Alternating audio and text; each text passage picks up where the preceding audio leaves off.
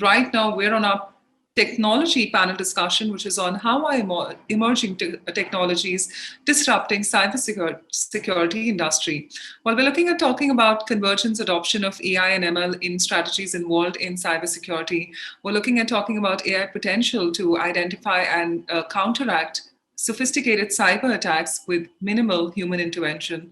We're looking at talking about growing IoT cybersecurity risk and the new ways to mitigate them, and also the cloud for cybersecurity, wherein is it about the new vulnerability? And we're also talking about the technology supply chain risk assessment, how to find a reliable partner for successful cybersecurity journey. Well, ladies and gentlemen, for this interesting topic, we're joined by our eminent panelists. First up, Erdal Ozkaya, the regional CISO, Standard Chartered Bank. Well, Mr. Erdal is known as a passionate solutions-focused professional with a comprehensive global background with the information technology, information security, and cybersecurity fields. He's a public speaker, an award-winning technical expert, a book author, and a writer of certifications. Mr. Erdal is committed to delivering accurate and accessible resources to inform individuals and organizations of privacy matters in the internet age. Ladies and gentlemen, we're also going to be joined by Sara Al-Megbel, the member of Women in Cybersecurity Middle East Kuwait.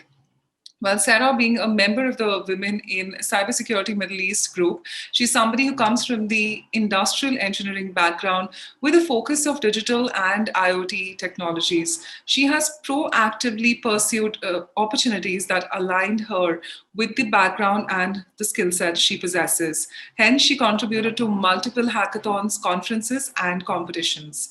We're also joined by Samiyah Alanazi, the lead IoT and lead IT and /OT Cyber Security Analyst, a Women in Cyber Security Middle East, Saudi Arabia. Well, Ms. Samiyah, being an IT, OT, ICS cybersecurity analyst. She's somebody who is an active member of Women in Saudi Arabia, Middle East, and is acting as a Saudi affiliate. She's somebody who's working in different industries and implementing several cybersecurity standards and cybersecurity awareness training and building a cyber-aware culture in enterprises. And ladies and gentlemen, this entire conversation is going to be moderated by Ashleigh Watson, the Chief IT Cybersecurity Consultant, AI Yusr Leasing and Financing, Saudi Arabia. Well, Ashleigh is a veteran of the IT field, somebody over 30 years in numerous technologies. He's lived and worked in Saudi Arabia with multiple companies and is now working in the financial sector. Ashleigh is always thinking radical terms in technology and is now exploring machine learning, artificial intelligence, and quantum computing in the field of cybersecurity. So ladies and gentlemen, with this, we present to you our esteemed panelists on the stage and screen. May I request all of you to now switch on your cameras and join us on the stage and screen for an incredible conversation ahead. Also, for all our eminent attendees, do post your questions in the Q&A section. If time allows, we'll pass it on to our moderator, and we will have the Q&A round as well directed from the moderator to his panel. So if I may request all our eminent panelists to now switch on the cameras and join us for the conversation. Thank you so much. Ashleigh, I'll now pass it on to you to take it forward with your eminent panel. Okay, thank you, Bhavana, thank you. Pleasure. Thank you very much indeed. Well, good morning, everybody. Obviously, I think we're all aware of the constant challenges with cybersecurity. And I think now, obviously, these challenges are becoming ever more sophisticated and targeted.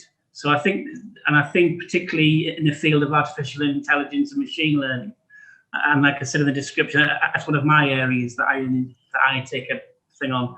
So I think if we start with this one, I mean, in terms of the challenges faced by these new technologies and by artificial intelligence, if we ask Mr. Erdal, what's your viewpoint on this as the regional ex-CISO for the Standard Chartered Bank? Thank you. As it was, I mean, it's very obvious, right? We need our tools to be successful. And when it comes to AI, I think this is going to add lots of value to cybersecurity. Why? At the moment, most of the cybersecurity, for example, incident response, is fully dependent on humans. Yeah. If your product detects some sort of an alert, let's say it's 3 a.m. in the morning, you work in a shift, you had a bad day, you fight it with your partner, wife, for example, or your husband. Then while you're coming to work, you had an accident.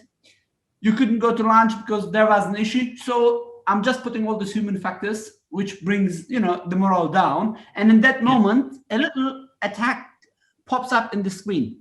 And as a human, if I cannot give my attention, that little attack can cause a big issue. There, I think we're going to need the help of AI. Look, I'm not saying we're going to eliminate the human, but the AI will be hopefully helping the missing part of us, the emotions. Saying that, in the other side, I'm pretty sure you all remember the Terminator movie by Arnold Schwarzenegger, which went for 5-6 series, where AI takes over and we fight against robots. I mean, this is of course futuristic. I'm not saying this is going to happen, but it's always good to think the other side of medallion as well. The Skynet movie example. Why I'm giving movie examples? I'm pretty sure we all remember the 7/11 attack in US. I mean, we saw it first in a movie, and we all said it's a movie. But when it happened, we said, oh my God, it can happen also in real life. So many stuff happens in the movies first. And what I'm trying to say is we should always think about two sides of medallions. Yes, AI is going to help us a lot. And yes, one more component, hackers or threat actors are also going to use the AI against us. So we have to ensure that, like in any technology, we understand it well, we don't leave any gaps such as misconfiguration attacks, and we ensure that it is there, which can help us. And again, we have limited time. I want also the respective panelists to add their opinion as well, but I hope I could answer the question in that little time frame. Yeah, that's cool, because obviously with AI and ML and all of this, there is always the very serious risk of compromise, because, as you eloquently stated, the system can do the work, but if it's fed information that it believes itself to be threatening, it will then decide in its wisdom, because of the algorithms, this is wrong, or in fact it isn't wrong. I'd like other panelists like Sara and like Samiyah to comment on this, because I think it's a very big area here in cybersecurity. So, like Samiyah, can we have your ideas about this and your insights into this? And then Sara. Hi. Yes, hi. Thank you. Yes, if we will talk about the cybersecurity and emerging technology, let's talk more first about the cases of the data breaches.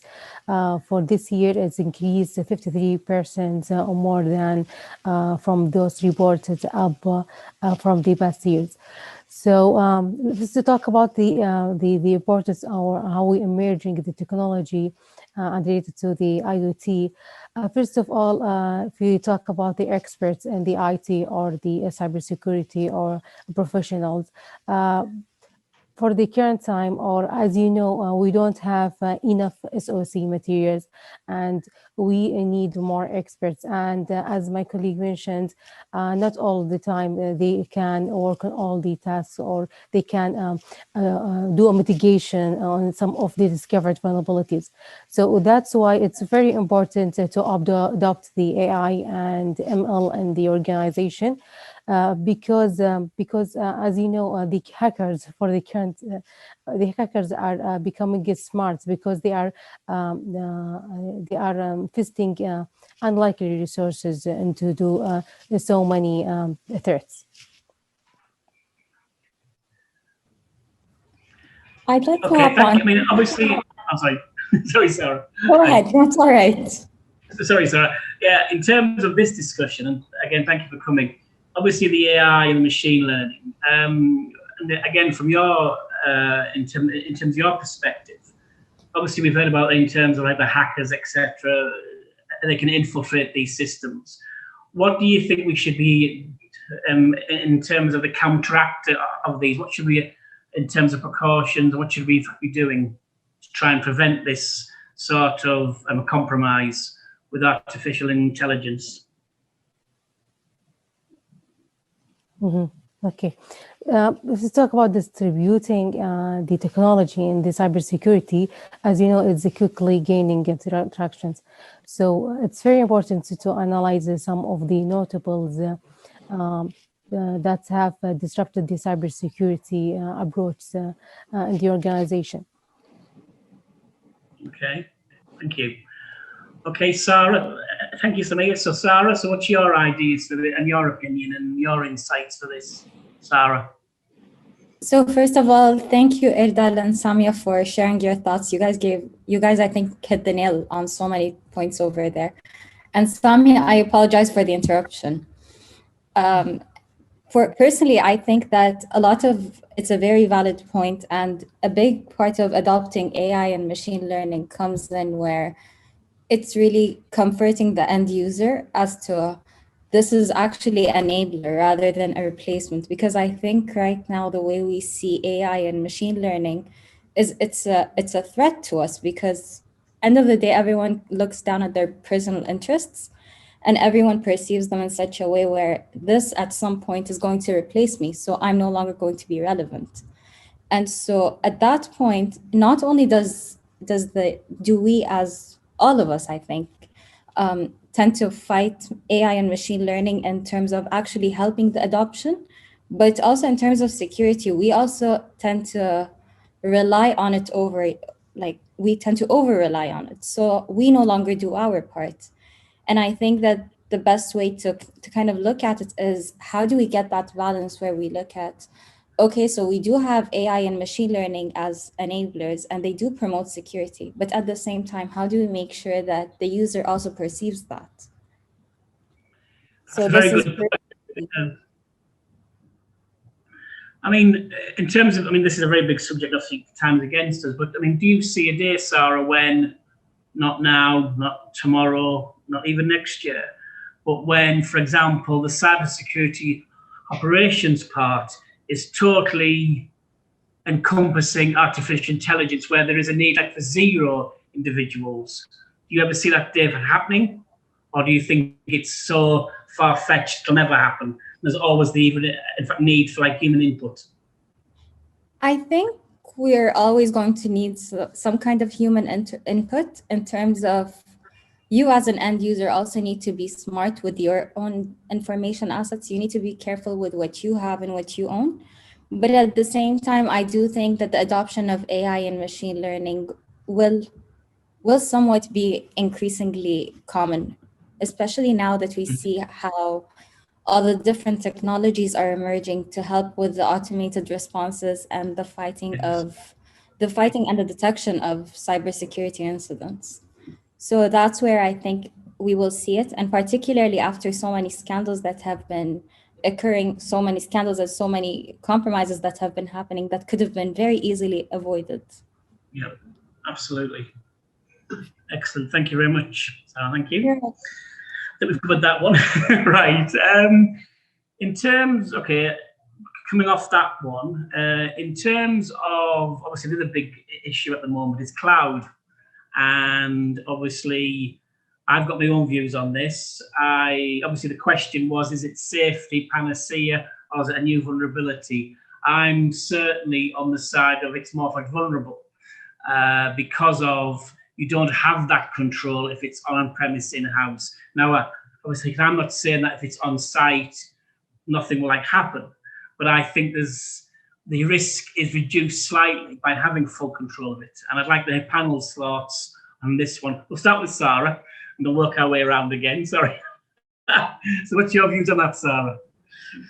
All right. So thank you for such an interesting topic, and it's very trendy nowadays. So it's very relevant to us.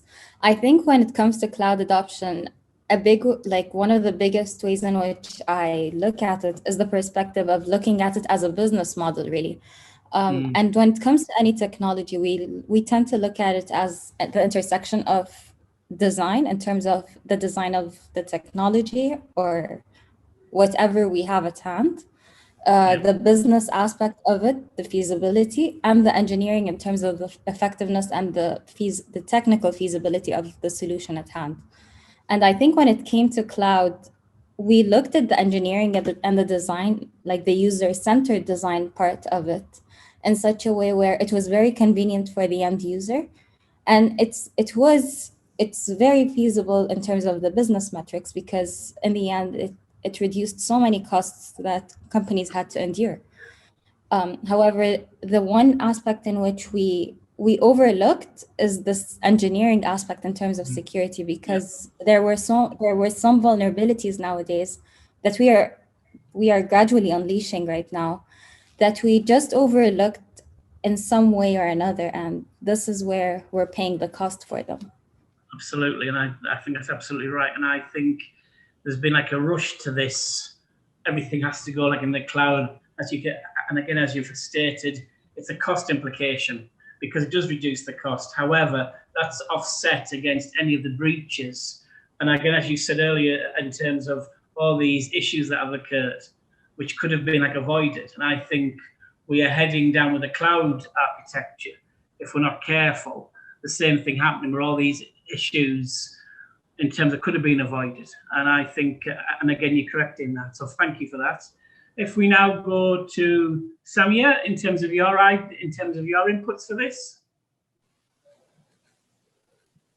Yes, if we talk about the cloud, as a prediction that will impact the cybersecurity in this year from the cybersecurity experts is the cloud. So it's very important to rush to the cloud. As you know, for the current time, all of us, we are working from home because of the COVID-19. And all of us, we are using the cloud. And that's why the prediction this year, the vulnerabilities will be more in the cloud computing. There is this let's say, because all of us, it's necessary to use it, but we have to apply multiple security layers for the cloud, especially let's talk about the standards. We know all of us, we have the cybersecurity standards. We have to implement the controls, all the controls related to the cloud, especially for the current days working from home or working from different personal devices. Okay, excellent, thank you. And again, do you see in terms of cloud perspective, do you see obviously the take-up of cloud will accelerate as more companies obviously want to reduce the outsourcing costs? But do you see, unless we take action in terms of cybersecurity, we're going to face a lot of more significant, in fact, breaches? So do you think that really we should be looking at, in fact, strengthening the cybersecurity part of cloud computing and making it extremely as part of the whole solution? Yes, for sure, yes. Yes, okay. Right then, Erdal, let's have your opinions on this then. I'm going to look from the other perspective. Now, we all use cloud for so many years, right? Regardless, let's say you're using a data center managed by you, or you use a third party, a telecom provider. Honestly, you have to look at the vulnerable part, as you said. Okay, what are the vulnerable part? Many people, when we look at the cloud attacks, all right, which I spend lots of time, most of the attacks is not because of the cloud provider's fault. It's because of our fault. Like when you look at the Amazon attacks, which happened recently, where people found lots of databases, it wasn't Amazon's fault. It was the end user's fault who misconfigured the security. Again, cloud, I think, is going to be a very important part. I mean, it is already. So since 1996, we're using Hotmail, Yahoo, Gmail. Who doesn't have one of those email addresses? We all do. Who never use Skype, WhatsApp? We all do. Or when it comes to business, who's not using OneDrive or Dropbox? We all do. I mean, now, back to your question, is it really, when we look again into the attack vectors, most of the time, the attacks happen because us, the end users, or the IT, or you name it, we didn't configure it well. The risk, if you ask me, is, it's all about knowledge. If you know that, unless you're using software service, if you're using the platform, if you're using the infrastructure, if you're using, there is different cloud options, as long as you know that you are also responsible to monitor, to penetrate test, to do vulnerability checks into your cloud. And of course, you have the permission to do so as well. That's really important. That's why you have to choose the right cloud provider. If you use, for example, Microsoft Azure Security Center with the right options, you will minimize the risk. Now, let's compare Azure versus your ISP data center. Does your ISP gives you what Microsoft gives you, like Azure Security Center or Google App Center, or which is now they're renamed to Google Workspace? Most of the time, the answer is no. The cloud providers are depending on, I'm talking about ISPs or usual data center owners. They depend on other software vendors as well. Or let's talk about your own data centers. What makes a data center yours? The private connection, right? The straight line, which you can also configure with your cloud provider as well. So if you know the attack vectors, if you keep an eye in the threat market, you have proper threat intelligence and use the security vectors, I think the risk is not higher than your own data center. In fact, I believe cloud providers can give you, if you use the right cloud provider, a bit more enhanced security compared to yours. At the end, don't forget, we are managing it. And as long as we have the segmentation, as long as I know that I'm not going to put my extremely confidential data in the cloud, as long as I know I did do everything what I can do and I have macro segmentation, I minimize least privileges, I implemented monitoring and so on, the cloud should not give you issues, in my opinion. Saying that, I'm not disagreeing what all of you said, okay? But I say it's a balance which needs to be kept in the right way.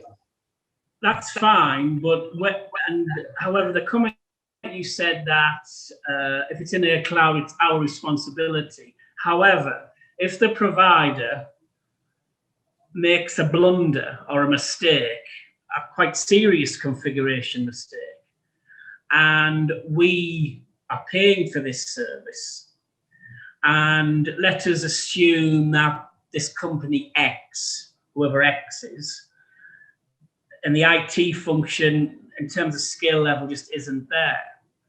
And if this provider, this cloud provider, has made a significant mistake or configuration failure, and the hacker, and not even like just hacking it, but by because people are telnetting all the time to whatever, and they just get access. Are you saying, therefore, that it was the company's fault for not looking at that? See, to me, I would say it's the cloud provider. They are advertising, or they are selling their services that we will provide X, Y, and Z. Yes, we will have managing it, this company X. But at the same time, surely there is some give and take here. And the cloud provider has to ensure, yes, I'm not saying that, yes, things can happen. I'm not saying it's a perfect world, absolutely not. But if the provider who are advertising themselves as this wonderful like utopia, and we will protect everything, and they make a huge goof up and a blaring mistake, and it's compromised, surely the company, in terms of the company, has some recompense against the provider. The answer is in your question. If you are blindly believing this, we're gonna give you the ultimate, then again, it's I concur with that. But what I'm saying is, and these services are not always the cheapest. Yes, we've discussed about the cloud costs coming down, but However, there have been issues where the providers, and I can't in fact name them here, who have made significant configuration mistakes that have allowed systems to be compromised. And irrespective of the skill level of the IT functions in these companies, surely the onus and responsibility is lying with the cloud provider. Yes, I hear what you say, and I concur that, yes, IT. However, if you're paying for this service, it's like anything. You expect the service to be of a certain standard and not to have like glaring holes that should never have been there in the first place. I totally agree. Saying that, that's why before you sign the contract, you have to ensure that, look, the same applies. Let's say you use Linux or Microsoft operating system or Apple operating system. Same applies to Apple, right? Like sometimes they have a 0 day, which they were not aware. That's why 0 day, an attack happens. Yeah, well, but in that scenario, it's also like example. So what can you do at this stage when the cloud provider, and if you look again, please don't get me wrong, I am with you. That's why it's really important to select the right cloud provider and have the right agreement. Look, we should never, ever just rely on sellers. Look, without sellers, we cannot work. But our biggest mistake, again, I worked for Microsoft for years. Sellers, they go to, decision makers, IT decision makers. They said, here's the cloud, one package fits all. No, it's like when you buy a car. When you buy a car, if you go, let's get Mercedes, for example. Let's get the E-model. There is a cheaper E-model called E200, E300, E350, AMG, and the top. There is different levels. There is nothing which fits. There is no shoe which fits all size. So we need to look into the details, and we should not just rely on people their advice. We have to look. I mean, it comes back to your skill set, social engineering. Is this guy really giving me everything what I want, or he's just trying to sell? In most cases, big companies at least, I hope they have honest sellers. But regardless what they sell, you have to look what you need. Like, do you need another pair of glasses? If this glasses is doing the job, perfectly fine. Okay. Yeah. It is a balance, which I was trying to say. I hear you. It is a fine balance, and I do agree that this is why I said as long as it's balancing well. Yeah, unfortunately, that isn't always the case in reality. It's always the other way. Thank you. I wrote this in one of my books, actually, when I was doing research, part of my master thesis as well. When you look at the attacks which happened in the past, I mean, again, I'm talking about statistics. Most of the attacks were unfortunately end user related. And I said most, it doesn't mean many cloud providers, unfortunately, they have internal issues where we suffer. Yes. That's why you have to have proper agreements, which needs to protect you when you need. Yeah. Yes, possible. Sara. Yes. Yeah, I agree. Yeah. Yeah. I'd also like to add on to the point that Erdal mentioned, where it was, yes, it's most of the times it's the end users, it's on the end user, and that's really the vulnerability that most attackers leverage in order to successfully conduct their attacks. And I think a big part of it, though, comes down to the way in which the SLA agreements, any kind of contractual agreement really is presented to the user. Yes. Because most of the times, once we look at if we're talking about a digital product or cloud services, most of the times it's a digital interface. And if you're looking at it from a phone, from a tablet-sized phone, or from a laptop, or whichever screen you're looking at, most of the times it's either too small or it's very heavy text. In that case, that very really yes. Exactly. And I think this is the major reason in which we don't even read them. Back to Sara. That's a common thing. Before you sign, yes, that's when we need a credit card. Remember, I mean, now I work for a bank, but there is like 100 pages where you need to sign page by page, and or when we install Windows, we always click F10 accept, right? Who read it? Or when you install any app in your Android or Apple phone, we always accept. I totally agree with you. But it again, it's us who accept the risk by not reading it. That's why before, I hope you have a seller. If you have a seller, if not, I mean, if you're a small provider, you either buy it or not. Nobody cares about us, unfortunately. But if you're signing a contractual agreement, then you have proper account managers, you have technical managers. When I say end user, I'm talking this time as IT end users, okay? I'm not talking about Pamela who consumes the service. I'm asking about Georgia who installs the service, who's responsible of providing the service in the company side. They have to look into details. And if they can do their due diligence right and provide the right feedback to the decision maker, then honesty, yes, I accept should be an issue. So it is, again, knowledge is the power. That's why we should really understand what is being provided to us. It's like any medicines, like we're getting at the moment the vaccination, right? There is lots of risk, but while getting the vaccination, we accept the risk, because if not, there is COVID which might kill you, or there is the vaccination which is might give us some side effects. At the moment, it's not compulsory, but you feel the push. If you don't get the vaccination, you're not going to be able to fly, right? So we have to take the risk in some cases.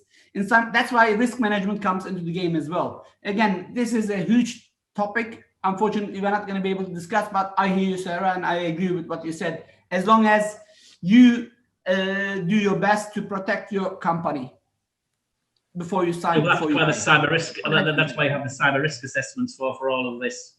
Absolutely. Cool. Yes, I would Excellent. agree with Very you. good. Sorry, Samiyah. Yeah, I would agree with you, Erdal, regarding the cyber risk, which is the risk assessment. So it's very important to mention for the risk assessment team, on the let's say the IT team, the financial team, the management team, all of them, they have to contribute on the risk assessment. Let's say it's okay yearly, but they have to decide to manage, to understand what's the mitigated risk, what type of the unmitigated risk, and they have to work on all the unmitigated risk. Yeah, it's a big topic. It's very huge, but the risk management, it's a part of our discussion. Absolutely right. Excellent. Very good indeed. Thank you. Thank you. If we move on to, well, in fact, one of your areas, which is the IoT Cyber Security risks. This is one of your areas, IoT. Samiyah, where do you see the growing IoT risks coming from? And in terms of how do you mitigate those? And I'll ask you first on this subject with IoT. Okay. Not IoT, not Internet of Things, OT.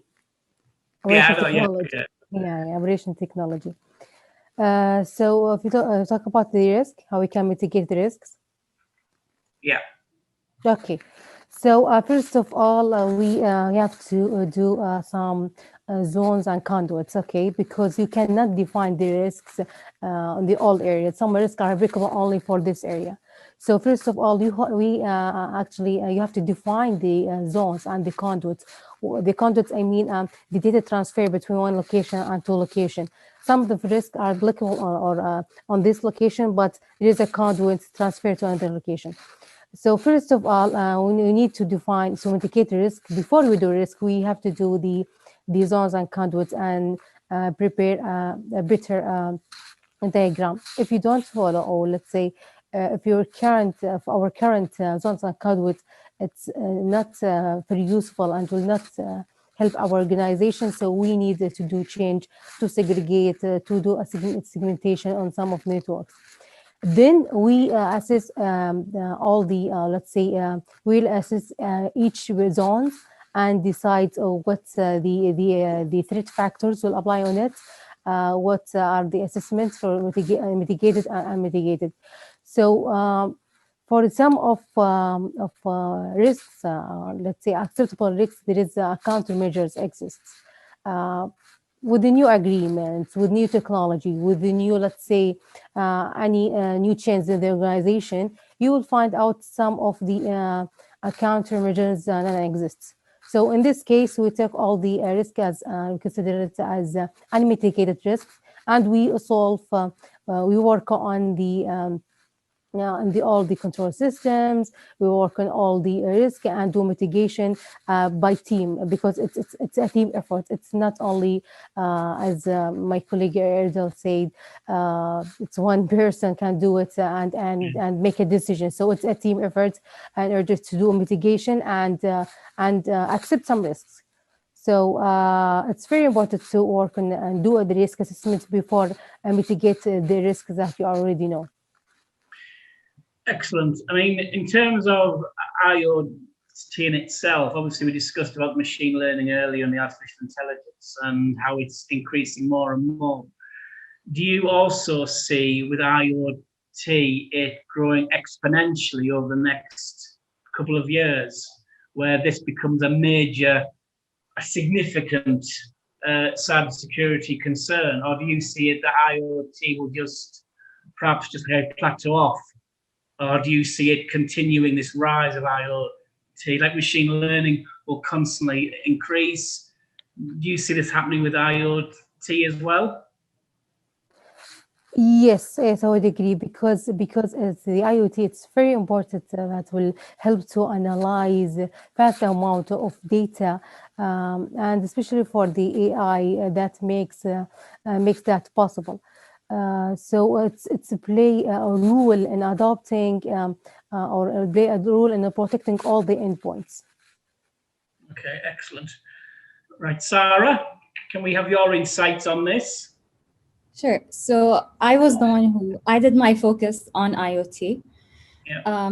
And so looking at, when we're talking about IoT, I think that it's something that will grow, and the adoption of IoT will grow, particularly when you're talking about personal uses. However, I don't think it will be as fast as you're talking about AI and machine learning, because I believe that the concept of IoT is something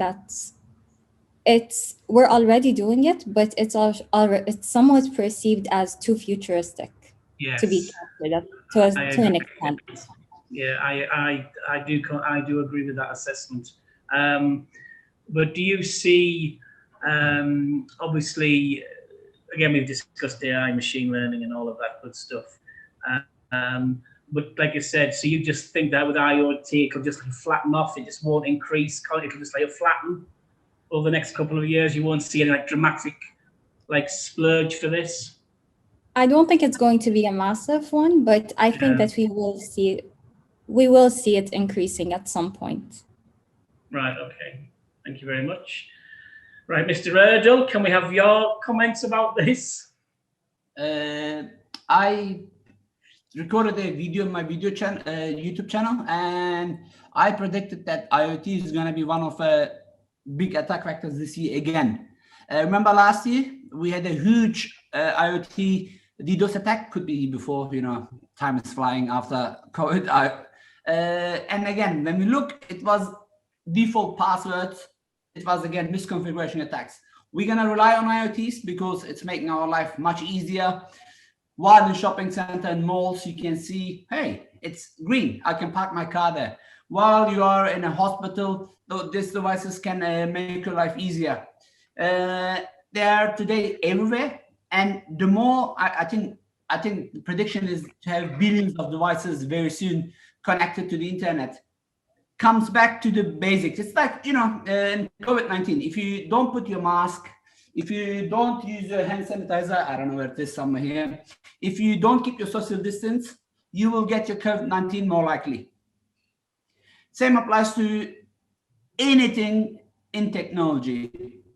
We have to really, okay, IoT is important, but if we segment those in a different network, if we minimize as much as possible the risk on those, we can be more secure. But unfortunately, the ones they don't know the past will never foresee the future.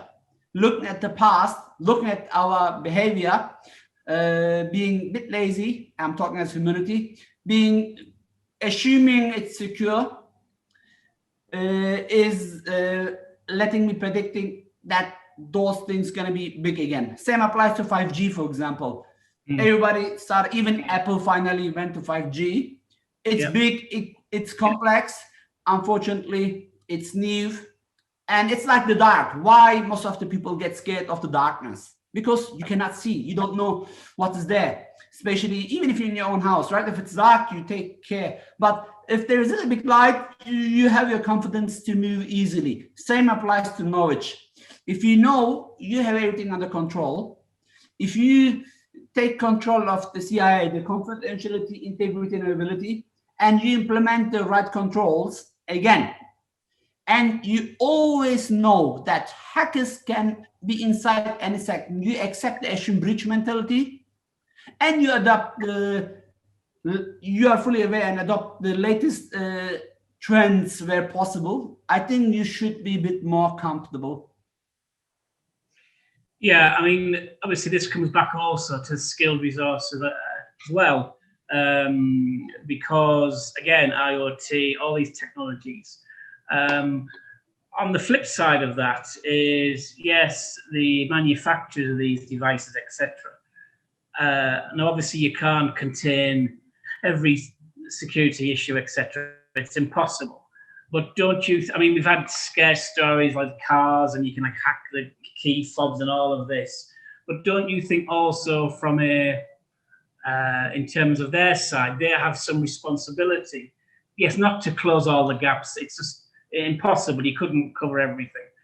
However, to again just inject in terms more of the security, like protection on these devices, or perhaps are you saying it's more the onus is on the event, is on the individual to say if they get like a BMW 7 Series,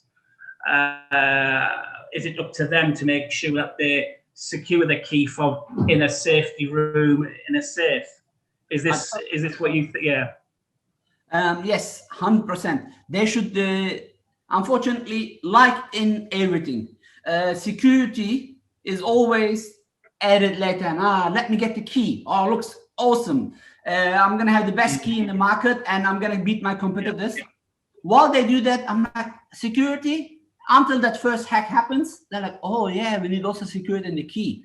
Yes, I totally agree. The manufacturers should be also liable from that. I mean, if my car gets stolen because of the manufacturer's fault, my insurance company should chase the manufacturer. But yes. Again, this is where it can fall down, because a case of car in point, the insurance will say, well, you left the key on the side or whatever. Yeah, exactly. But they didn't need the key. They got in the because they hacked the key to get into the car. They didn't take the key. Level, right? Yes. Yeah. I agree in this point. That's why security should be built in. Us, cybersecurity professionals, finally we are part of business.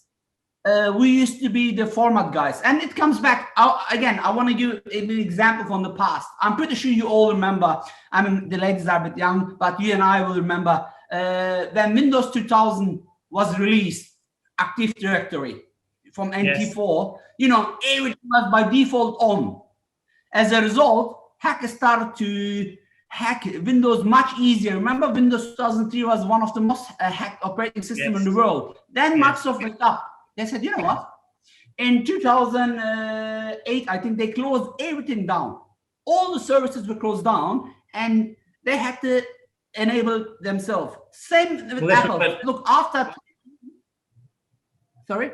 This was when Bill Gates sent all the developers on to secure coding course, when he sent out that email regarding Windows XP. For the first time in Microsoft's history, in 30 days, no code was produced, purely because of the concerns from him that this is not secure at all. And for 30 days, not one line of coding was produced by Microsoft in its history.